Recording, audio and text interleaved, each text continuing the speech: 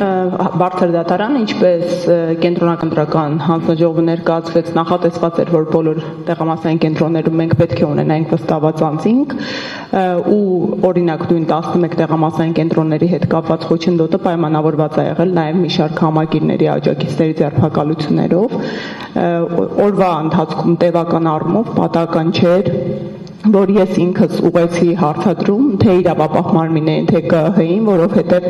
պարբերաբար աշխատանքները կատվածահար է եղել եւ որոշակի ժամանակահատվածներով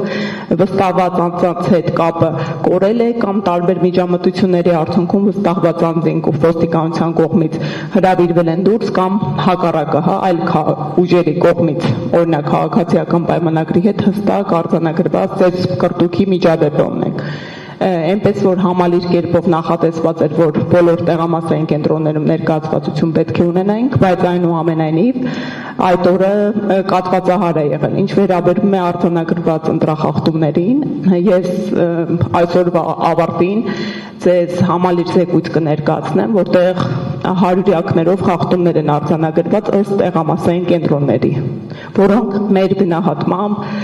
իրապես էական ազդեցություն կարող էին ունենալ հենց օրինակ քվեարկության օրվա հետ կապված։ Մեր դիմումում հիմնականում ընդհանուր առմամբ նախընտրական քարոզչության միջամտություններն են ներկայացված,